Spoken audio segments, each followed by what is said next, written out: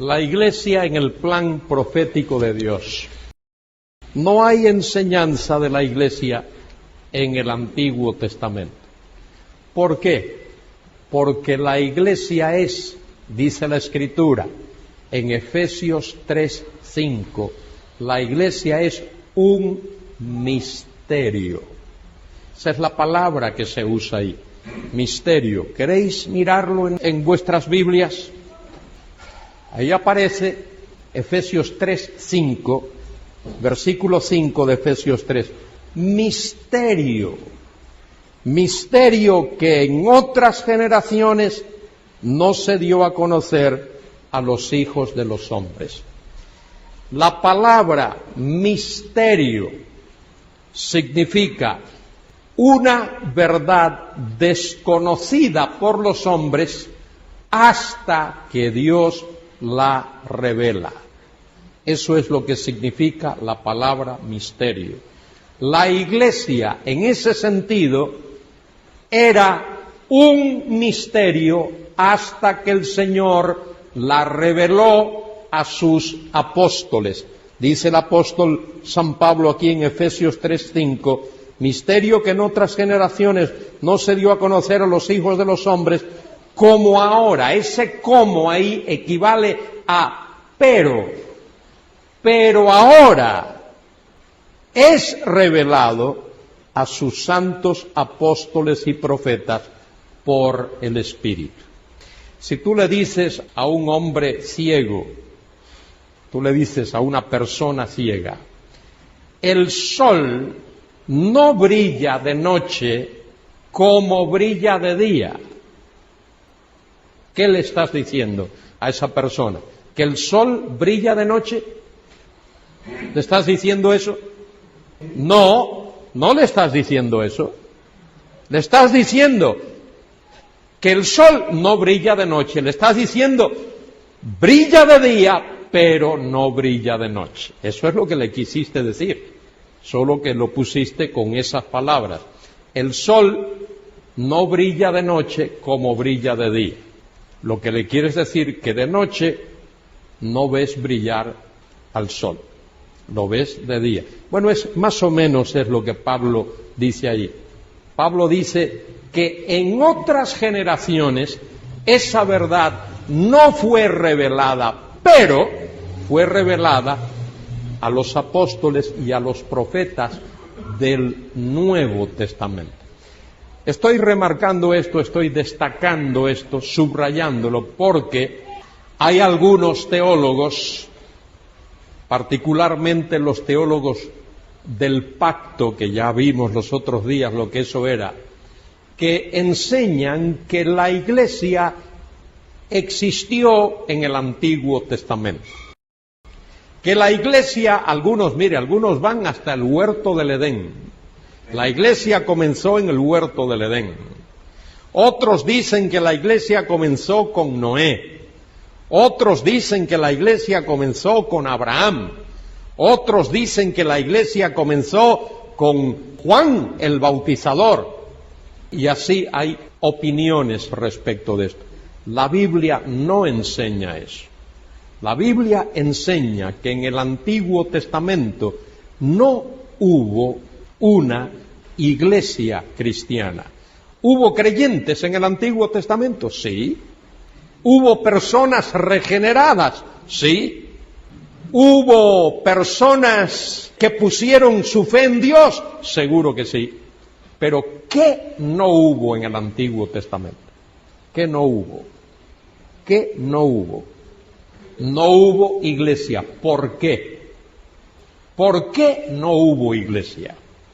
Mire, no hubo iglesia en el Antiguo Testamento. A ver, lo voy a decir despacito.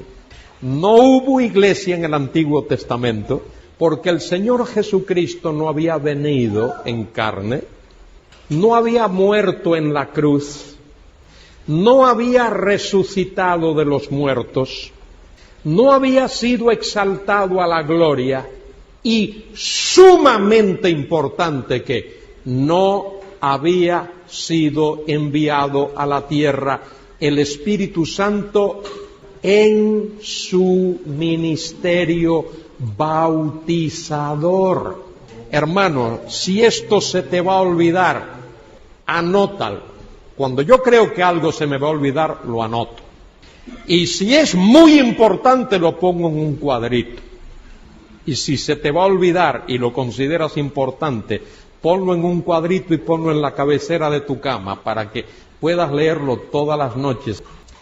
El bautismo del Espíritu Santo es el ministerio distintivo de esa tercera persona de la Trinidad en esta era, en esta edad.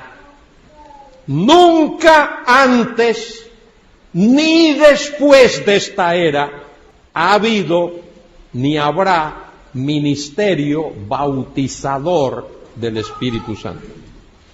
¿Por qué no pudo haber iglesia antes del día de Pentecostés? Porque Cristo no había muerto en la cruz, no había resucitado de los muertos, no había sido exaltado a la gloria y el Espíritu Santo no había comenzado su ministerio bautizador. El bautismo del Espíritu Santo es el ministerio distintivo del Espíritu Santo para esta era, para esta edad, para esta dispensación. Ese es un ministerio característico, propio, único de esta era, de esta etapa, de esta dispensación. Nunca antes nadie en el Antiguo Testamento fue bautizado por el Espíritu Santo en el cuerpo de Cristo, y después del rapto de la iglesia no habrá bautismo del Espíritu Santo en el cuerpo de Cristo, porque no habrá cuerpo de Cristo en la tierra. Eso es fundamental saber, particularmente para personas como nosotros, que creemos lo que la palabra de Dios enseña, y particularmente para las asambleas de hermanos es sumamente importante. Ahora, ¿por qué es la iglesia un misterio? ¿Por qué es un misterio? Porque habla de algo que nunca antes existió. Versículo 6. Que los gentiles son coherederos y miembros del mismo cuerpo, copartícipes de la promesa en Cristo Jesús por medio del Evangelio. ¿Qué es lo que nunca había existido?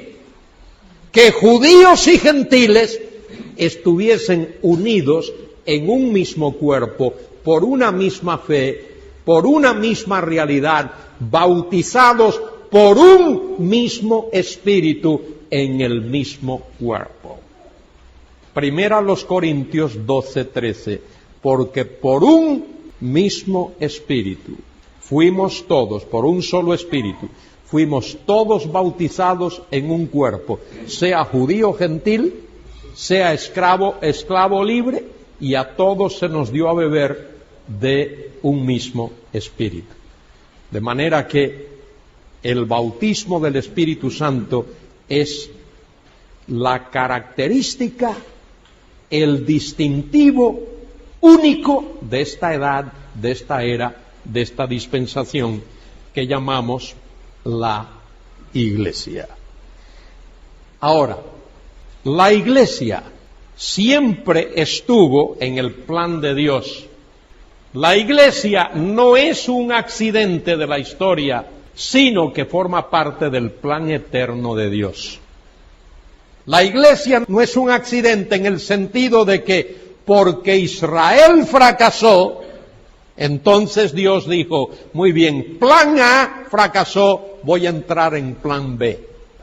Amigos, Dios no tiene plan B, ni C. Dios solo tiene plan A. El plan original de Dios que Él elaboró en la eternidad es el que Él está desarrollando y va a llevar a cabo hasta el fin. Pablo dice en Efesios 1:4, Efesios 1:4, según nos escogió en él, ¿cuándo? Antes de la fundación del mundo, para que fuésemos santos y sin mancha delante de él. De manera que cuando Dios diseñó la iglesia, en la eternidad. La iglesia fue diseñada con todo el plan que Dios diseñó en la eternidad. Allí estaba la iglesia. Solo que su cumplimiento tuvo que comenzar en un momento concreto, específico de tiempo. Muy bien. Antes de la creación ya Dios había diseñado la iglesia. Eso lo tenemos que tener claro. Antes de la creación Dios había diseñado la iglesia como Él diseñó todas las cosas. Ahora, antes de Pentecostés, la primera mención de la iglesia se encuentra en Mateo 16:18. Mateo 16:18, cuando el Señor le dice a los discípulos que estaban allí con Él en Cesarea de Filipos, y particularmente a Pedro, que había hecho aquella confesión, el Señor le dijo, sobre esta roca, ¿qué? Edificaré mi iglesia. Esa oración gramatical es importante. Ese verbo, edificaré, ese verbo está en el modo indicativo. Cada vez que un verbo está en el modo indicativo, eso expresa realidad. Lo más importante en un verbo, en el Nuevo Testamento griego, es en qué modo verbal está. El tiempo es importante, pero lo más importante es el modo. Y el modo es indicativo, modo de realidad. Ahora, el tiempo futuro, edificaré, eso significa que aún no había iglesia. Aún no había iglesia. Algunos, y esto lo vais a encontrar en algunos libros de teología amilenarista, lo vais a encontrar, apelan a Hechos 7:38, cuando Esteban da su discurso, y dice allí, Hechos 7:38, 37 dice, este es Moisés, es el que dijo a los hijos de Israel, profeta os levantaré de entre vuestros hermanos como a mí, a él oiréis. Este es aquel Moisés que estuvo en la congregación. Y la palabra congregación ahí es la palabra eclesía. Y algunos dicen, ya ves, o ya veis, ahí está la palabra eclesía. La palabra eclesía es la palabra iglesia. Por lo tanto, la iglesia estaba con Moisés en el desierto. Eso es teología malísima. Teología malísima. Lo único que eso significa es que la palabra eclesía, que significa un grupo de personas convocadas, aparece ahí. Y es la misma palabra que Cristo usa en Mateo 16:18, sobre esta roca edificaré mi eclesía. Pero mire, la misma palabra aparece en Hechos 19. En Hechos 19, cuando Pablo va a Éfeso y lo quieren apedrear, y dice que había allí una asamblea de personas que estaban gritando, y por 2 horas gritaron, grandes Diana de los Efesios. Es la misma palabra, eclesía. Entonces uno no puede llevarse por eso, porque la palabra eclesía a veces puede significar una asamblea de ciudadanos, un grupo de gente convocada, otras veces un grupo de fanáticos como aquellos allí en Éfeso aquel día que gritaron por 2 horas, grandes Diana de los Efesios. O, como dice allí en Hechos 7:38, Moisés y la congregación, la asamblea de judíos en el desierto. En el desierto era una asamblea de judíos que había salido de Egipto y estaban con Moisés. En Éfeso era una asamblea de ciudadanos de Éfeso y luego una turba incontrolada. Entonces, ¿cómo sabemos nosotros qué significa la palabra? Por su contexto, nada más, por su contexto. ¿Cómo sabemos nosotros cuando se habla en el Nuevo Testamento de la iglesia cristiana? Porque cuando se habla de la iglesia cristiana, se habla de personas que están en Cristo. Se habla del rebaño de Cristo. Se habla del cuerpo de Cristo. Se habla de la novia de Cristo. Se habla de la esposa de Cristo. Se habla de la vid y los pámpanos. Y así hay muchas expresiones que hablan de la iglesia. Lo cierto es que en el Antiguo Testamento no hay iglesia, ni la hay antes del día de Pentecostés. Bueno, eso lo he explicado ya. El verbo edificaré está en tiempo futuro, de modo que se refiere a algo que no ha ocurrido, pero más importante es el hecho que dicho verbo está en el modo indicativo, lo cual sugiere realidad. Eso tenéis que tenerlo muy presente, tenéis que tenerlo en mente y totalmente claro. Es una realidad histórica. No podía haber una iglesia cristiana sin la actuación personal de Cristo. Solo Él tiene autoridad para ejecutar tal acción. Y luego tengo aquí algo sobre la iglesia y los tiempos de los gentiles. La iglesia vive, es ese periodo largo de tiempo que se extiende desde que Nabucodonosor destruyó Jerusalén y el templo y continúa a través de los siglos, hasta, ¿qué es lo que pondrá fin a los tiempos de los gentiles? La segunda venida de Cristo. ¿Cómo sabemos esto? Daniel capítulo 2. La estatua del gran sueño de Nabucodonosor. La cabeza de oro era Nabucodonosor y el imperio babilonio. La piedra que golpea la imagen sobre los pies y la derriba y la tritura, la pulveriza, es la segunda venida de Cristo. Y luego tenemos los 4 imperios, el babilonio, medo-persa, greco-macedónico y el imperio romano. Y el 5º gran imperio que habrá en el mundo será el imperio que nuestro Señor Jesucristo traerá en su segunda venida, cuando Él venga otra vez. Muy bien. El comienzo de la iglesia cristiana en la tierra, esto ya lo he explicado con tantas palabras que he dicho. El comienzo fue el día de Pentecostés. Cristo ha muerto, ha resucitado, ha sido exaltado a la gloria y el Espíritu Santo ha venido. Y menciono ahí que no pudo haber habido una iglesia cristiana en la tierra antes de la muerte y la resurrección de Cristo. Sin la muerte y la resurrección de Cristo no hay evangelio que predicar. Eso lo dice Pablo en 1 Corintios capítulo 15 versículos del 1 al 4. Pablo dice a los corintios: os he enseñado el evangelio que asimismo recibí, que Cristo murió por nuestros pecados conforme a las Escrituras, que fue sepultado y que resucitó al tercer día conforme a las Escrituras. Y Pablo explica esa verdad de una manera más resumida en Romanos 1:16, cuando dice: no me avergüenzo del Evangelio, porque es poder de Dios para salvación a todo aquel que cree. ¿Qué es el Evangelio? Mire que ha pasado siglos y siglos y siglos y todavía tenemos que estar explicando eso, porque muchos cristianos todavía no entienden eso.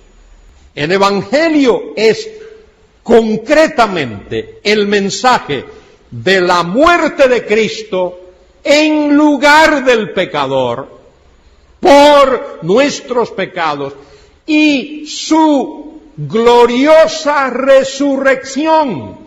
Esa es la buena noticia, el Evangelio, que Cristo murió por nuestros pecados, que fue sepultado y que resucitó al tercer día, conforme a las Escrituras. Y la buena noticia es que todo aquel que cree en Cristo, recibe el regalo de la vida eterna.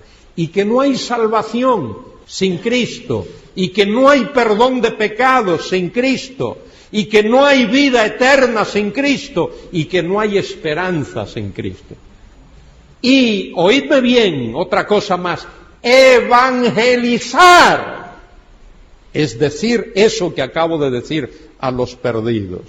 Evangelizar no es que uno se para en una esquina y a todo aquel que pasa uno le dé un folleto. Eso no es evangelizar.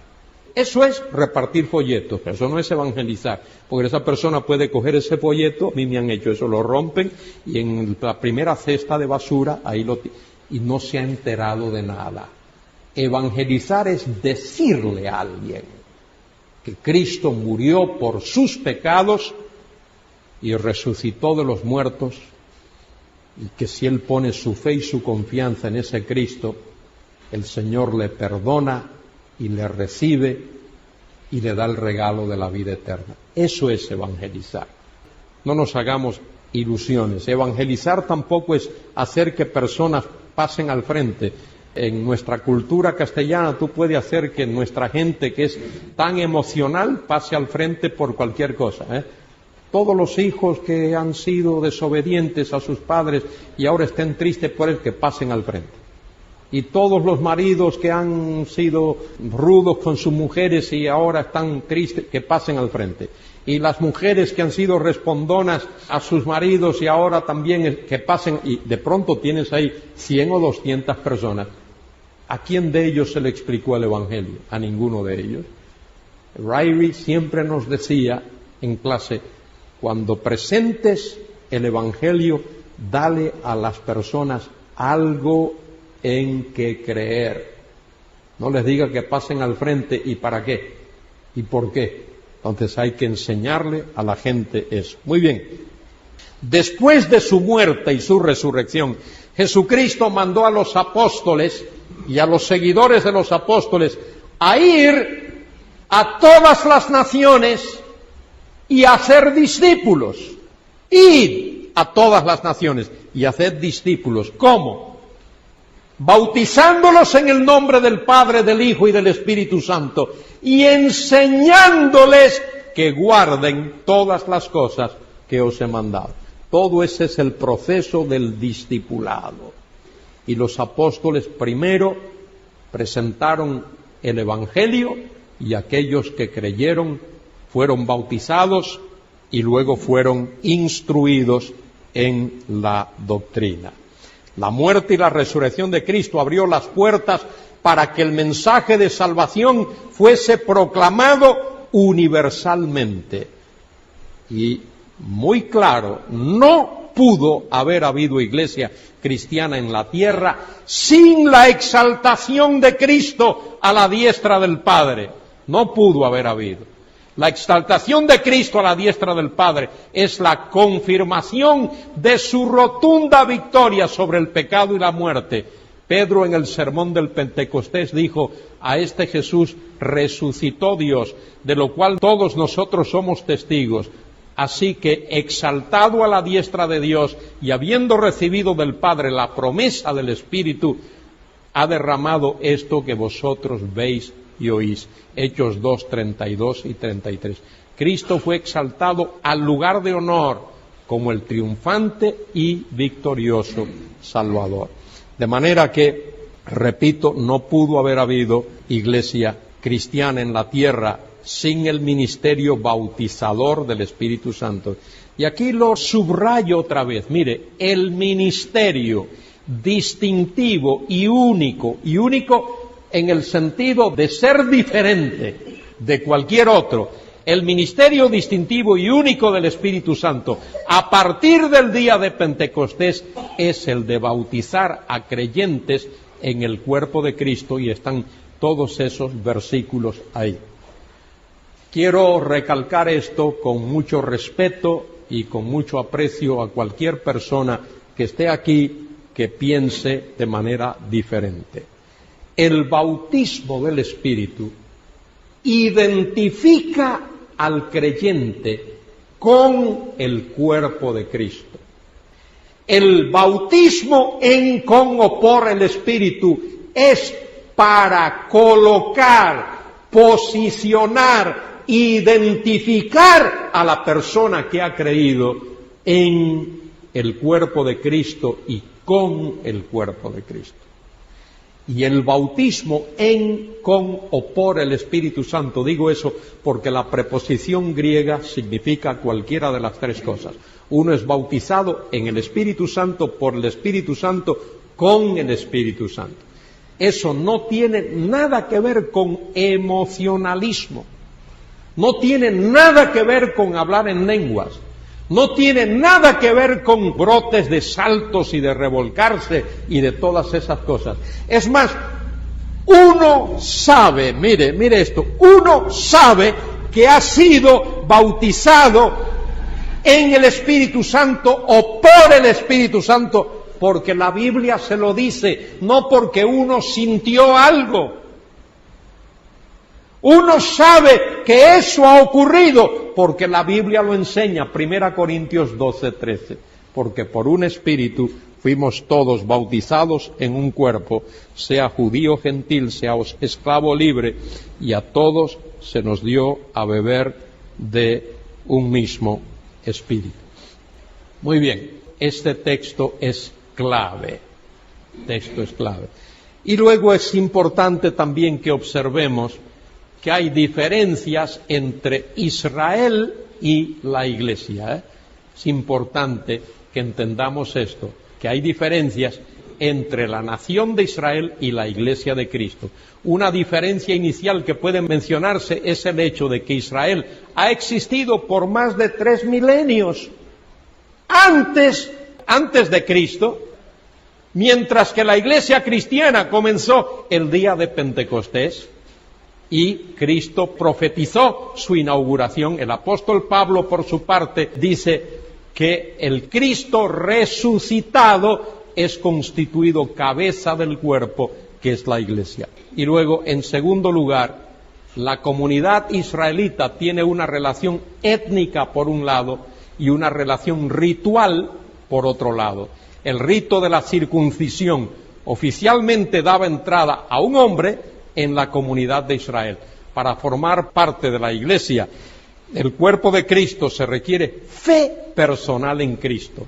Esa fe personal en el Mesías hará posible que tenga lugar el bautismo del Espíritu Santo. Ese acto divino es lo que posiciona a un creyente en el cuerpo de Cristo, es decir, la Iglesia. Y luego, en tercer lugar, Pablo enseña que la Iglesia cristiana es un misterio. Ya esto lo he dicho. ¿Qué significa que es un misterio? Una verdad que no había sido revelada antes. Una verdad que sólo se conoce cuando Dios la revela. Sólo se conoce cuando Dios la revela. ¿Por qué? Repito esto para que lo tengamos ahí claro. ¿Por qué la Iglesia es un misterio? Porque nunca antes de Pentecostés, judíos y gentiles habían estado en un mismo cuerpo, sobre una misma base, por una misma razón, por un mismo acto, unidos con los mismos derechos y privilegios. Eso solo tiene lugar el día de Pentecostés. En Mateo 10:7, Cristo mandó a sus apóstoles a ir a las ovejas perdidas de la casa de Israel. No lo mandó, dijo, no vayáis a aldeas de gentiles ni de samaritanos, id a las ovejas perdidas de la casa de Israel. Antes de su muerte en la cruz, después del Calvario y después de Pentecostés, ¿qué hace el Señor? Manda a sus apóstoles ¿a dónde? Id a todas las naciones y haced discípulos. Hay un cambio importante ahí que hay que observar. En Colosenses 1, 24 al 27, que es también un tremendo pasaje respecto de esto, Pablo dice allí a los colosenses que es Cristo en vosotros la esperanza de gloria. Cuando una persona pone su fe en Cristo, sabemos que el Señor viene a residir, a morar en su vida. Y Pablo lo aclara ahí, y esa es la definición que Pablo da de la iglesia. Y la iglesia es Cristo residiendo en nosotros. Es Cristo en nosotros la esperanza de gloria. El estudiante de la Biblia debe observar que el vocablo Israel se usa 73 veces en el Nuevo Testamento. Todas ellas con referencia al pueblo que étnicamente se llama Israel. A Israel nunca se le llama iglesia. En ningún sitio del Nuevo Testamento se le llama iglesia. No hay ningún pasaje del Nuevo Testamento en el cual a Israel se le llame iglesia. Algunos quieren tomar, y voy a referirme ya ahora a esto para que quede claro, en el capítulo 6, creo que es del libro de la epístola de Pablo a los Gálatas, 6:16 de Gálatas, donde Pablo está tratando un problema muy serio con los Gálatas. Pablo ha predicado allí a Cristo y la salvación en Cristo, no a través de la ley, no a través de ritos, no a través de la circuncisión. Pero después de que Pablo sale de allí, de la región de Galacia, los judaizantes siguen los pasos de Pablo y les enseñan a aquellos a quienes Pablo evangelizó que para ir al cielo, para ser salvos, no basta creer en Cristo, sino que tienen que ser circuncidados. Y eso llenó de ira a Pablo, de ira santa. Y por eso cuando Pablo escribe la epístola a los Gálatas dice que si alguien, un ángel del cielo, predica otro evangelio que él ha predicado, sea ¿qué? Sea anatema, maldito, que equivale a decir que vaya al infierno. Pablo no andaba con contemplaciones cuando del evangelio se trataba. Ahora, al finalizar esta epístola que Pablo escribe, posiblemente después del concilio de Jerusalén, capítulo 15 de Hechos, Pablo dice, y a todos los que andan conforme a esta regla, a este canon, a esta norma, a este evangelio que él ha predicado, él ha dicho, lejos esté de mí gloriarme, sino en la cruz de Jesucristo. Y Pablo enfatiza el evangelio, el mensaje de la cruz. Y a todos los que andan conforme a esta regla, paz y misericordia sea a ellos y al Israel de Dios. Entonces, el amilenarista lee eso y dice, ya ves aquí, Pablo está llamando a los cristianos, a la iglesia, el Israel de Dios. No, Pablo no está haciendo eso. Si uno lee el contexto, Pablo lo que está diciendo es, imaginaos un círculo grande, ahí tenemos la iglesia, los cristianos, los creyentes de esta era, de esta dispensación. Dentro de esa esfera grande de cristianos, dentro de eso y como parte de ellos podemos poner un círculo más pequeño al que podemos poner judíos o israelitas que han creído. Esos israelitas que han creído, esos son judíos completos. Esos tienen al Mesías en su corazón. Esos forman parte de la iglesia y son parte de la iglesia porque han puesto su fe en Cristo. Y a esos Pablo los llama el Israel de Dios porque han creído igual que Abraham creyó. Pablo no está separando ahí. Pablo no está diciendo que la iglesia es Israel. Pablo lo que está diciendo es que judíos que han creído en Cristo ahora, esos son el Israel de Dios, porque ese es el tipo, el prototipo de judío que Dios quiere ver. El judío que ha puesto su fe en Cristo, que ha puesto su fe en el Mesías. De manera que a eso se refiere el apóstol Pablo. Ha existido una tendencia en ciertos círculos cristianos de equiparar a Israel con la iglesia. Dicha tendencia dice que la iglesia ha heredado las promesas de Israel. Dicen que Israel como nación no tiene futuro en el plan de Dios. Que Israel no tiene futuro en el plan de Dios. ¿Y qué está haciendo el Estado de Israel allí e inscrito en las Naciones Unidas? ¿Y por qué cada vez que los judíos estornudan, el mundo coge la gripe? Cada vez que Israel se mueve, afecta al mundo. Israel tiene futuro en el plan de Dios. ¿Por qué razón? por los pactos, por las promesas que Dios hizo a Abraham, que se las reiteró a Isaac, que se las reiteró a Israel y que se las hizo a David. Y otra vez cito Lucas capítulo 1, 30 al 33. He aquí, concebirás y darás a luz un hijo, este será grande, será llamado Hijo del Altísimo, y el Señor Dios le dará el trono de David, su padre, y reinará sobre la casa de Jacob para siempre, y su reino no tendrá fin. Y su reino no tendrá fin. Mire, esa es una verdad que, por supuesto, es evidente en el Nuevo Testamento, pero un versículo que citamos casi siempre para los días de Navidad, valdría la pena citarlo con más frecuencia, el de Isaías 9:6, que voy a leer ahora mismo. Dice allí: porque un niño nos es nacido, hijo nos es dado, el principado sobre su hombro, y llamaráse su nombre admirable, consejero, Dios fuerte, Padre eterno, príncipe de paz. Lo dilatado de su imperio y la paz no tendrán límite.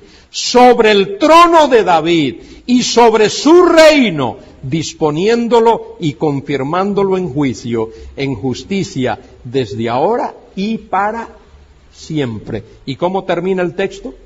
El celo de Jehová de los ejércitos hará esto. Ahora, que alguien me diga, porque yo no lo sé, que alguien me diga, y no lo sé, que alguna vez Cristo ha reinado sobre la nación de Israel. Alguien me lo diga, pues yo no sé que jamás eso haya ocurrido. Cuando Él se ofreció a su nación en la llamada entrada triunfal, que no es tal entrada triunfal, le llamamos el Domingo de Ramos. Los líderes de la nación de Israel dijeron: a este no lo queremos. El pueblo lo aclamó. Hosana, que significa sálvanos ahora, Hijo de David. El pueblo lo rechazó. Cristo estaba ofreciendo a su nación el reino en aquel día, y ellos lo rechazaron. De modo que quería dar esta introducción a algo más que quiero mencionar en esta tarde, porque quiero hablar del tema del rapto de la iglesia. La palabra rapto, ese verbo aparece en el Nuevo Testamento varias veces. En el Nuevo Testamento griego es la palabra, el verbo arpazo. Vamos a buscar esa palabra ahora mismo en Primera los Tesalonicenses capítulo 4. Primera los Tesalonicenses capítulo 4. Mire lo que dice allí. Dice Pablo, versículo 17, leo: luego nosotros los que vivimos, los que hayamos quedado, seremos arrebatados juntamente con ellos. Ahí está el verbo arpazo, tiempo futuro, modo indicativo. El modo indicativo expresa ¿qué? ¿Qué expresa? Realidad. Tiempo futuro, un acontecimiento que todavía no ha tenido lugar. De manera que Pablo dice: seremos arrebatados.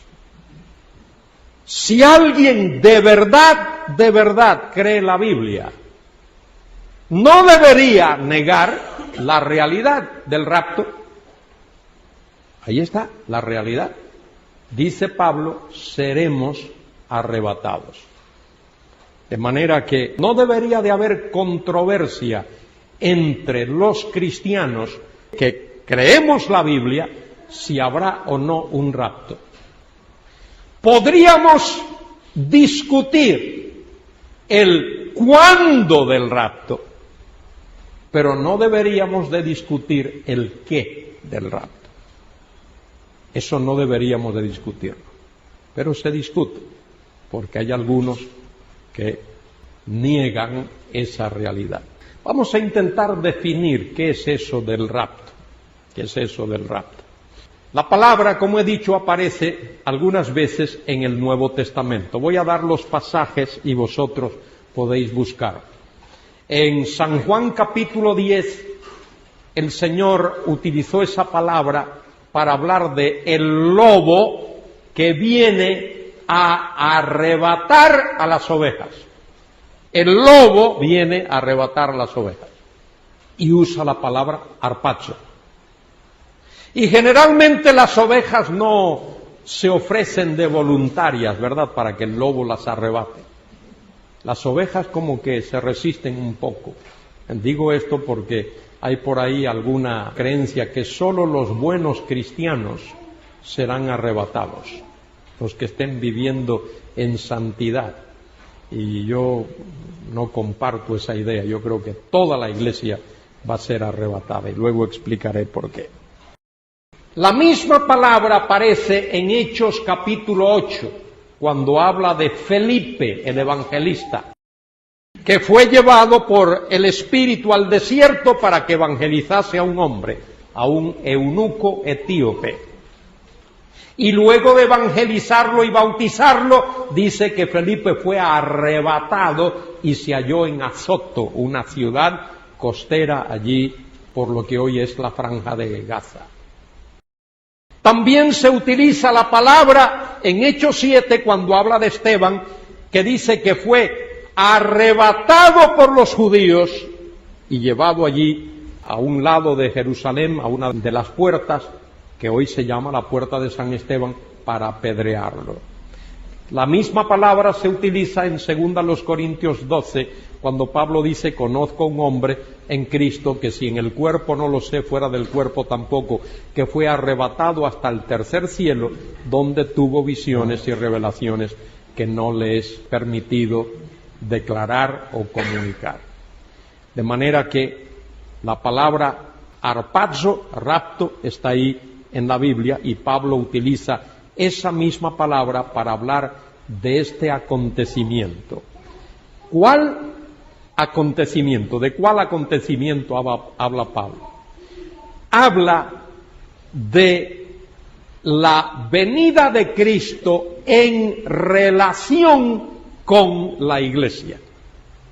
Cuando Cristo venga a buscar a los suyos, a ese aspecto se le llama el rapto. A ese aspecto se le llama el rapto. ¿Qué ocurrirá? ¿Qué ocurrirá?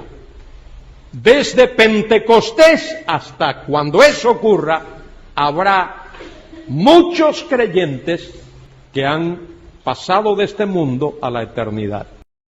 Si eso tardase algún tiempo en ocurrir, posiblemente algunos de nosotros pasaremos por el trauma de morir y por la bendición de resucitar, por la bendición de resucitar de entre los muertos.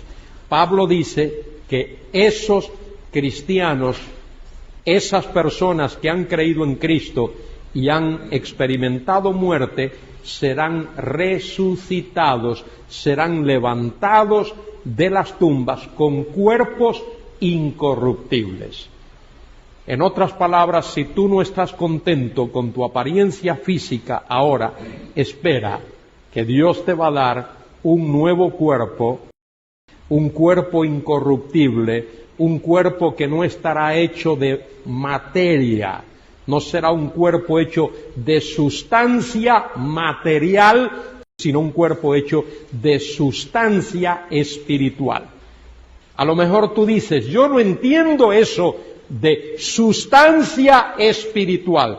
Pues mira, dice San Juan 4:24 que Dios es espíritu. Dios es una sustancia espiritual. De manera que aquellos cristianos que hubiesen muerto serán resucitados con un cuerpo diferente, sustancia espiritual. Los que estén o estemos vivos, nuestros cuerpos serán transformados. Seremos transformados. Y juntos como un solo cuerpo, unidos como un solo grupo, seremos levantados, seremos alzados, sacados, arrebatados, trasladados de este mundo para encontrarnos con el Señor en las nubes y así estar con Él para siempre. Eso es el rapto de la iglesia. Ahora mire, para ese acontecimiento, poned atención a esto, porque me desconcierta un poco cuando escucho la confusión que a veces existe incluso en nuestros propios sermones. Para el acontecimiento del rapto, no hay ninguna señal previa que tenga que ocurrir. No hay ningún aviso. El rapto será un acontecimiento, no es que será, es un acontecimiento inminente. Inminente significa que puede ocurrir en cualquier momento sin aviso de clase alguna. Digo esto porque hoy día a veces escucho, bueno, mira la catástrofe en tal lugar, y mira lo que está ocurriendo aquí, mira la peste acá, y mira la muerte aquí, mira la gripe esta que viene ahora de aviar, la gripe del pollo, ahora nos van a prohibir comer pollo, con tanto que nos gusta el pollo, todo ese tipo de cosas. Bueno, eso no tiene nada que ver. Ninguna guerra, ninguna peste, ningún tsunami, ningún terremoto, nada de nada. Miren, amigos míos, hermanos míos, escuchadme. El mandato de Dios para nosotros no es que estemos buscando, esperando señal o señales, no la señal, sino al Señor. Esperamos al Señor, no la señal. El rapto será un acontecimiento inminente. Ninguna señal, ningún aviso pudo haber ocurrido ayer, el mes pasado, esta mañana, esta noche, mañana. No hay aviso para el rapto. La venida de Cristo por los suyos, es un acontecimiento que puede ocurrir en cualquier momento. San Juan 14, del 1 al 3. No se turbe vuestro corazón. Creéis en Dios, creed también en mí. En la casa de mi Padre muchas moradas hay. Si así no fuera, os lo habría dicho. Voy pues a preparar lugar para vosotros. Y si me fuere yo preparar el lugar, ¿qué? Dice allí, vendré otra vez, en nuestra querida Reina Valera. En el texto original dice, ercómenoi, vengo, presente, vengo otra vez, tiempo presente. La traducción está bien, porque es un presente con idea de futuro. Un presente con idea de futuro. Si tú estás conversando con alguien en un momento y suena el teléfono y tu hijo, tu hija o tu esposa te avisa, mira, te llaman por teléfono, tú le dices a la persona con la que estoy hablando, enseguida regreso, enseguida vuelvo. Es un presente con idea de futuro, ¿verdad? Bueno, es la misma cosa ahí. Cuando Cristo dice, vendré otra vez, en realidad es vengo otra vez. ¿Sabéis que a través del libro del Apocalipsis se utiliza la expresión para referirse a Cristo, oh ercómenos, el que es, el que era y el que viene? Y eso tiene que ver con esa idea. Si me fuere yo a preparar el lugar, vengo otra vez y os tomaré a mí mismo, para que donde yo estoy, vosotros también estéis. Ese texto habla de inminencia, Muy bien, la venida de Cristo por los suyos ocurrirá antes que comience el día de Jehová, ya lo vimos anoche. Segunda a los Tesalonicenses 2, del 1 al 3. no vendrá sin que antes venga la apostasía y se manifieste el hombre de pecado, el hijo de perdición. Pero antes de eso habla de, con respecto de la venida del Señor y nuestra reunión con Él. La venida de Cristo por los suyos será una liberación de la ira venidera. Primera a los Tesalonicenses 1:10. Habla del Señor, dice, al cual resucitó de los muertos, el que nos libra de la ira venidera. Y la ira venidera es la gran tribulación. Y primera a los Tesalonicenses 5:9, no nos ha puesto Dios para ira, sino para alcanzar salvación por medio de nuestro Señor Jesucristo. Y mire qué interesante la venida de Cristo por los suyos es una esperanza bienaventurada. ¿Sería para ti esperanza bienaventurada? Pregunto, ¿sería para ti una esperanza bienaventurada que lo que está por delante sea una gran tribulación? Eso no es esperanza bienaventurada. Si lo que te aguarda, lo que te espera es una gran tribulación. ¿Cuál es la esperanza bienaventurada? La manifestación gloriosa de nuestro gran Dios y Salvador Jesucristo, el cual se dio a sí mismo para redimirnos y hacernos un pueblo propio, celoso de buenas obras. Muy bien, la venida de Cristo por los suyos es una esperanza gloriosa. Colosenses 3 del 1 al 4. Colosenses 3 del 1 al 4. Si queréis mirarlo un momentito, con mucho gusto, tenemos tiempo. Colosenses 3 del 1 al 4 dice: si pues habéis resucitado con Cristo, buscad las cosas de arriba, donde está Cristo sentado a la diestra de Dios. ¿Hemos resucitado con Cristo? ¿Hemos resucitado con Cristo? Seguro. Su muerte fue nuestra muerte, su resurrección, nuestra resurrección. Espiritualmente, en lo que a Dios respecta, estamos sentados con Cristo en el cielo, en la gloria. Y eso se realizará el día cuando literalmente resucitemos. Poned la mira en las cosas de arriba, no en las de la tierra, porque habéis muerto y vuestra vida está escondida con Cristo en Dios. Cuando Cristo vuestra vida se manifieste, entonces vosotros también seréis manifestados con Él en gloria. Si pues habéis resucitado con Cristo, ¿qué? ¿Cuál es el verbo? ¿Lo leo o podéis leerlo vosotros? ¿Cuál es el verbo? Buscar. El verbo buscar, ese verbo, ¿en qué modo está? Imperativo. ¿Imperativo qué es? Una orden, un mandato, un mandamiento. Buscar. ¿Qué cosa? Las cosas de arriba. Y si estamos buscando las de abajo, ¿estamos desobedeciendo al Señor? Si todavía estamos pensando en las cosas materiales de este mundo, en lugar de buscar las cosas de arriba, ¿estamos desobedeciendo al Señor? Versículo 2. Poned la mira. El verbo poner, ¿en qué modo está?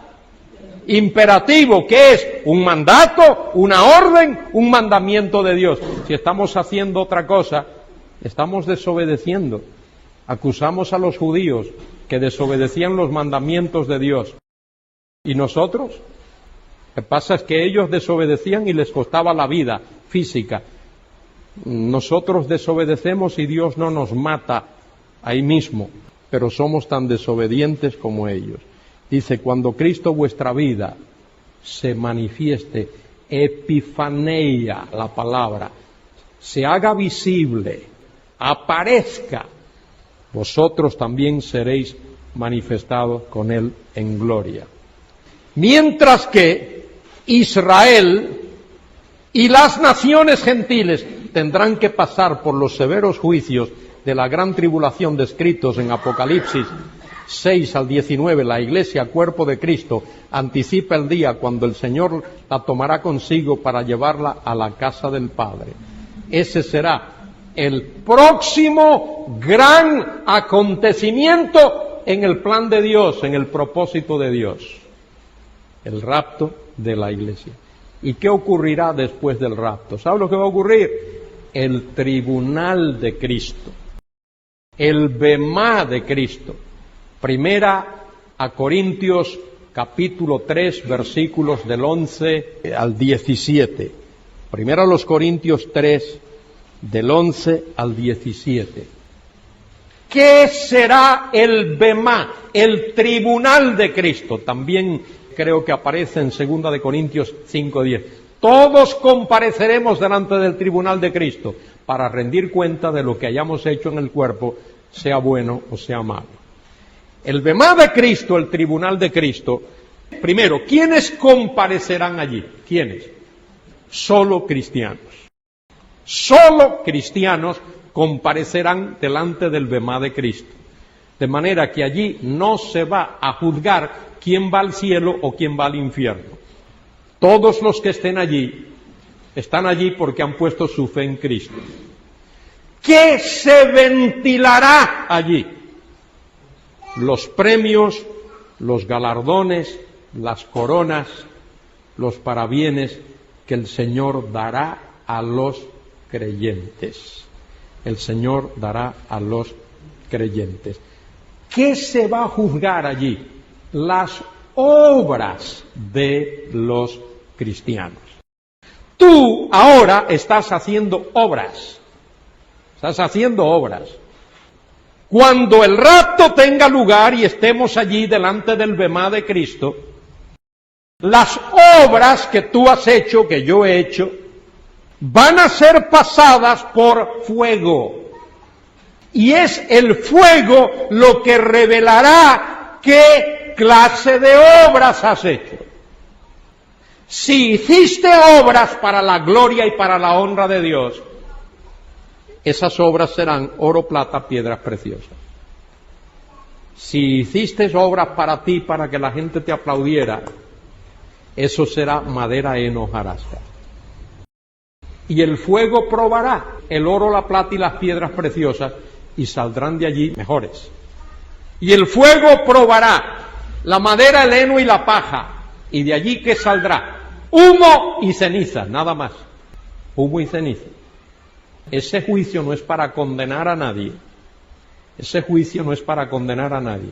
Es para galardonar a personas. Los galardones. En la Biblia se habla de corona de vida, corona de gozo, corona de justicia, corona de gloria. Y esas coronas, pienso yo, que tienen que ver con brillo. No es algo que uno va a llevar encima. El único que va a estar coronado allí es el Señor Jesucristo. Pero tendrá que ver con brillo, con gloria. Y habrá creyentes que estarán gloriosamente brillando, reflejando, poniendo de manifiesto la gloria de Cristo. Ese será su galardón. Que la gloria de Cristo brille y brille y brille.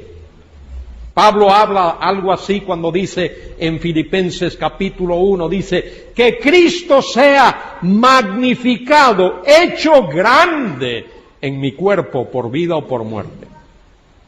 Y habrá otros que no tendrán ningún brillo. No podrán hacer que la gloria de Cristo se refleje, se manifieste en ellos.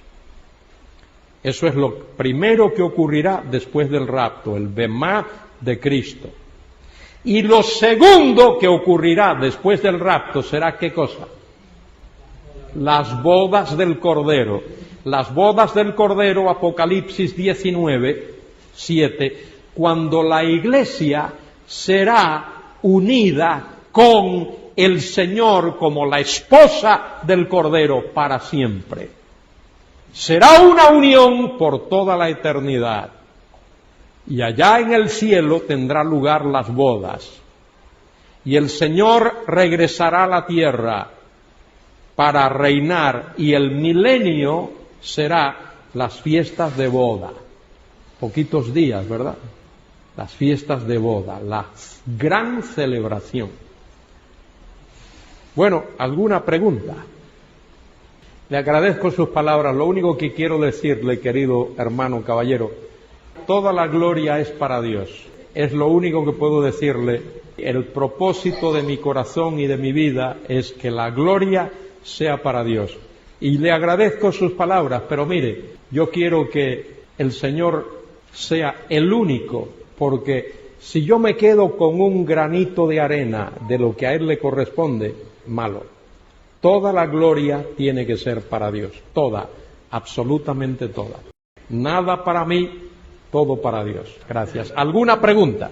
La parábola de las 10 vírgenes no enseñaría que hay creyentes que se quedan y creyentes que se van. No, la parábola de las 10 vírgenes no tiene nada que ver con la Iglesia. Tiene que ver con la nación de Israel. Mateo, el Evangelio de Mateo, es un evangelio que tiene que ver con el reino.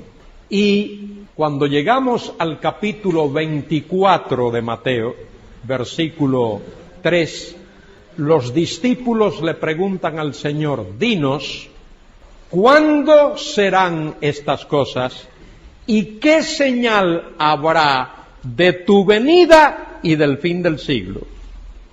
De manera que la pregunta de los apóstoles tiene que ver con la venida visible, literal, corporal, física de Cristo a la tierra, y ellos entienden que esa venida ha de coincidir con el fin de la historia como nosotros la conocemos ahora. De eso trata Mateo 24. No hay nada ahí que tenga que ver con la Iglesia.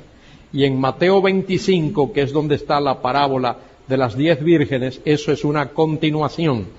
Cristo lo que está diciendo es que cuando Él venga, cuando el esposo venga, habrá un sector del pueblo judío que no estará preparado para recibirle. Esos quedarán fuera. Habrá un sector de la nación de Israel que será el remanente que sí estará preparado para su venida. Esos entrarán con Él en el reino. No guarda relación ninguna con la Iglesia. Utilizar eso para hablar de eso que tú me has preguntado es sacar el pasaje fuera de su contexto, hermenéuticamente, exegéticamente y teológicamente. No tiene nada que ver con el rapto. Mateo 24 y 25, esos dos capítulos tienen que ver con la nación de Israel y con lo que Israel va a pasar durante ese periodo de la gran tribulación. ¿Alguna otra pregunta? ¿Por qué se ha querido hacer ese énfasis en la diferencia que existe entre Israel y la Iglesia? ¿Cómo encaja en este esquema escatológico? ¿Cuál es la importancia para agarrarla bien? Bueno, la importancia es esta. Los pactos bíblicos tienen que ver directamente y primordialmente con la nación de Israel. El cumplimiento de esos pactos afectan a la nación de Israel. Dios, en su benevolencia, en su magnificencia, en su gracia, en su misericordia, ha incluido a gentiles también en su reino, incluso en el reino mesiánico, en el reino terrenal. El reino del Mesías no será exclusivamente para los judíos, pero primordialmente y esencialmente para ellos. Habrá gentiles también en el reino. La diferencia entre Israel y la Iglesia tiene que ver con el hecho de que en la Iglesia, a partir del día de Pentecostés, Dios está tratando con las naciones gentiles. Ese es el mensaje que Pedro predica en Hechos capítulo 3, hasta que la plenitud de los gentiles haya entrado. Y entonces Dios reanudará su trato con la nación de Israel. De eso se trata en Romanos capítulos 9, 10 y 11. Romanos 9 habla del pasado de la nación de Israel. cómo Dios la escogió, cómo la bendijo, cómo le dio los pactos, cómo le dio bendiciones, cómo le dio el Mesías, cómo le dio los profetas, cómo le dio la ley, le dio la palabra. Romanos 10 tiene que ver con el presente de Israel. Israel está viviendo en ceguera espiritual, y está pasando por todas las pruebas que está pasando por su rechazo del Mesías. Romanos 11 tiene que ver con el futuro de Israel, porque Dios no se olvida de sus promesas. Las promesas de Dios, los pactos de Dios son irreversibles, y por esa fidelidad de Dios, Él ha de cumplir sus promesas en la nación de Israel. Y Pablo dice allí que habrá un remanente de esa nación que será salvo. Si queréis mirarlo allí, en el capítulo 9 de Romanos, versículo 27, también Isaías clama tocante a Israel: si fuera el número de los hijos de Israel como la arena del mar, tan solo el remanente sería salvo, porque el Señor ejecutará su sentencia sobre la tierra en justicia y en prontitud. Y luego en el capítulo 11, versículo 25, porque no quiero, hermanos, que ignoréis este misterio, mire otra vez la palabra misterio ahí, esta verdad no revelada antes, para que no seáis arrogantes en cuanto a vosotros mismos, que ha acontecido a Israel endurecimiento en parte, hasta que haya entrado la plenitud de los gentiles. Ahí está la cuestión. Hasta que haya entrado la plenitud de los gentiles. Y Dios utiliza su trato con los gentiles para que Israel abra los ojos y para dar celos a Israel en un sentido. Y luego, mire, versículo 26, todo Israel será salvo, como está escrito. Todo Israel será, ¿qué cosa? El remanente. El remanente que queda después de pasar por la tribulación. Los rebeldes mueren, quedan en la tribulación. Y el remanente que ha puesto su fe en el Mesías, ese es todo Israel que ha quedado. Y en ese remanente el Señor va a cumplir su promesa. Luego todo Israel será salvo, como está escrito. Vendrá de Sión el libertador, que apartará de Jacob la iniquidad, y este será mi pacto con ellos cuando yo quite sus pecados. Así que, ¿a qué pacto se refiere ahí? ¿A qué pacto se refiere ahí? Venga, dilo alto. Al nuevo pacto. El nuevo pacto habla de perdón, habla de redención, habla de salvación, habla de regeneración, habla de bendición. Al nuevo pacto. Y este será mi pacto con ellos cuando quite sus pecados. Así que en cuanto al Evangelio, son enemigos por causa de vosotros, pero en cuanto a la elección, eso que Dios hizo desde el principio, en cuanto a la elección, son amados por causa de los padres. El pacto abrahámico, el pacto reiterado a Isaac y a Jacob y a David, el nuevo pacto, porque irrevocables son los dones y el llamamiento de Dios. ¿Alguna otra observación o pregunta? Lo que dije y lo que quiero reiterar es que para que el rapto ocurra no va a haber señales. Eso es lo que dije y es lo que reitero. No tenemos que mirar a ver qué está ocurriendo por el mundo. Pero por supuesto utilizamos situaciones en el mundo para que el mundo sepa que Dios está obrando. Por 1900 años no hubo un Estado de Israel en Palestina, la tierra aquella. Desde el año 70 hasta el 1948 no hubo Estado de Israel. Ahora, desde el año 48, hay un Estado de Israel. Esa es una señal de que Dios es fiel a su pacto, es fiel a su promesa. Todo lo que está ocurriendo en el mundo es una manera que Dios tiene de hablar a la humanidad que está sorda y ciega, que no quiere creer, que no quiere oír, que es blasfema, y Dios está hablando a través de esos acontecimientos. Eso es verdad. Lo que dije y digo y reitero es que ninguna de esas cosas son señales para que el rapto tenga lugar. El rapto, mira, pudo haber ocurrido en días de Pablo. Pablo lo dice allí en 1 Tesalonicenses 4:17, dice: luego nosotros los que quedamos. Pablo esperaba estar vivo cuando el rapto ocurriese. Entre paréntesis, ya que mencionas eso, hay un pasaje tremendo respecto del rapto de la iglesia que no hemos visto, 1 Corintios 15, versículo 51, donde aparece ahí otra vez la palabra misterio. He aquí os digo un misterio: no todos dormiremos, no todos habremos muerto, es la idea ahí, pero todos seremos transformados. ¿Por qué el rapto es un misterio? ¿Por qué Pablo llama a la iglesia un misterio?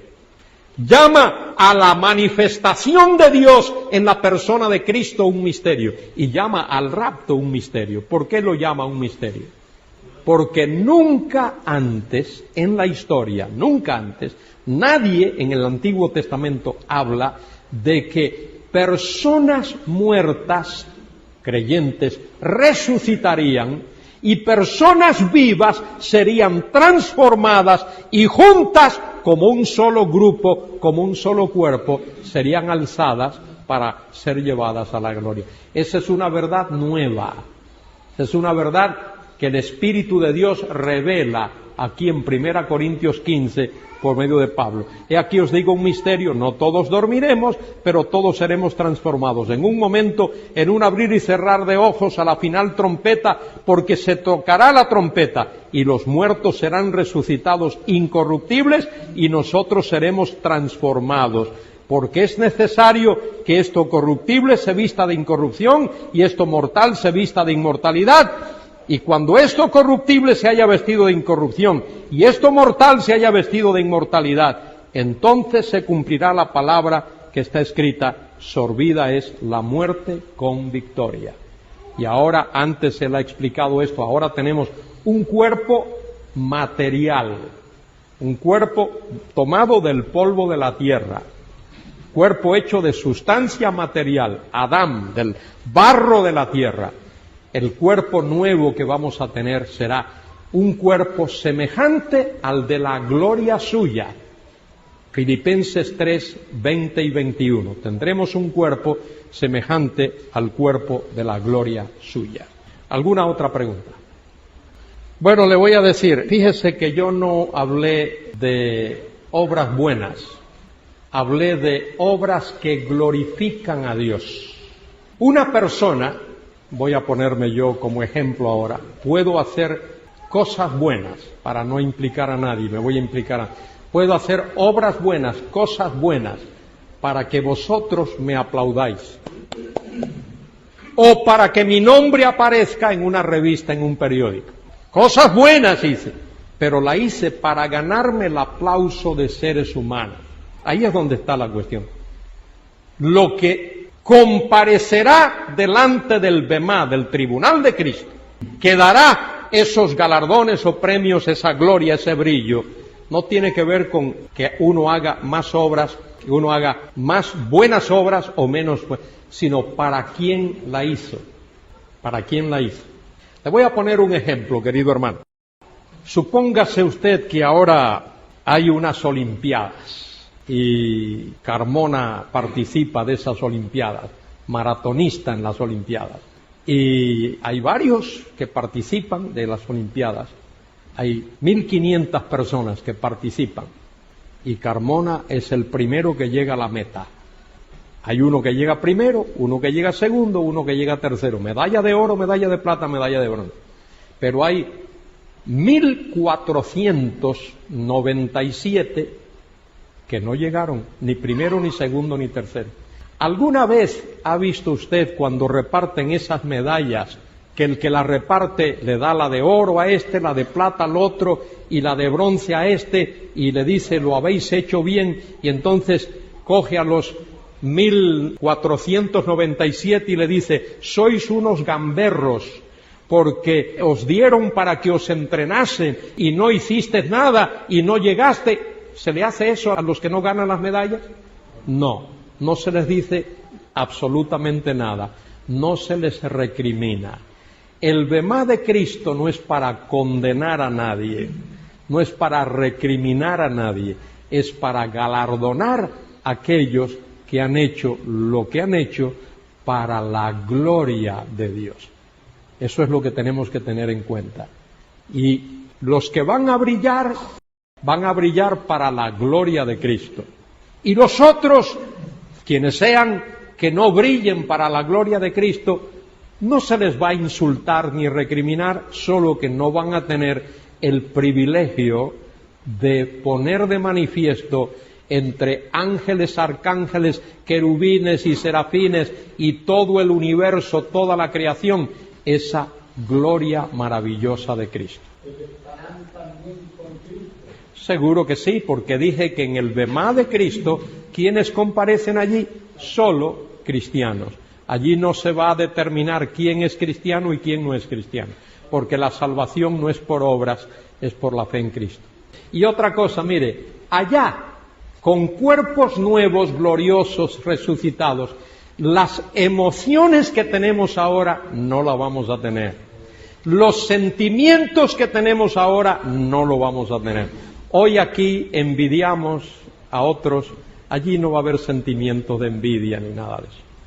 Gracias por su pregunta. ¿Alguna otra pregunta? Evidentemente se habla de señales que han de manifestarse y a las cuales hay que estar atentos. ¿Qué señales, para qué y quiénes deben de estar atentos? Muy bien, las señales, no he hablado de eso todavía, esto lo haré la próxima semana. Las señales son las que han de preceder a la venida de Cristo visible en gloria corporalmente a la tierra. Esas señales tienen que ver con los juicios de la tribulación. Entonces, ¿el rapto, la segunda venida? No. Al rapto no le llamo la segunda venida. La venida de Cristo con relación a la iglesia es el rapto. La segunda venida es cuando Él sea revelado, visible, glorioso, literal, corporal, judicialmente en este mundo. La iglesia vendrá con el Señor, aunque probablemente la iglesia no estará en la tierra, sino en la Nueva Jerusalén, que formará parte del reino, de la esfera del reino del Señor. Que es otra razón de por qué tiene que haber un rapto antes de la tribulación. El rapto tiene que ser pretribulacional. ¿Por qué? Porque en el rapto todos los cristianos, vivos o muertos, todos los creyentes, vivos o muertos, serán sacados de este mundo. Todos.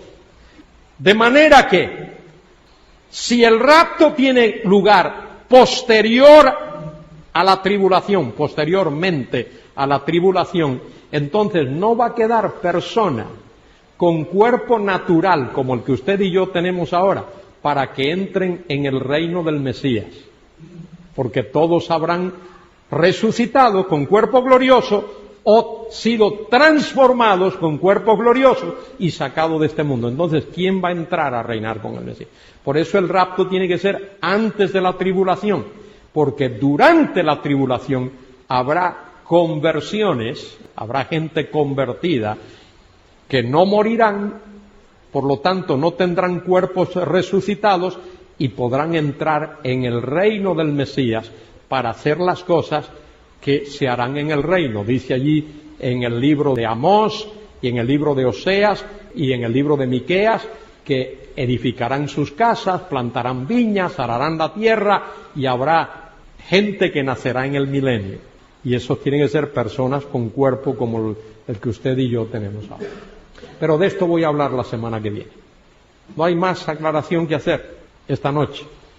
Este tema, como podéis ver, uno puede complicarlo un poco. Yo he intentado simplificarlo para vosotros, no complicarlo, aclarar las dudas, y si hubiese alguna más, pues próximo martes, en la voluntad de Dios, si el rapto no ha tenido lugar, de aquí al martes podemos estudiarlo. Y si el rapto ha tenido lugar, mire, sabremos más, y entonces todos mis errores serían corregidos ya para esa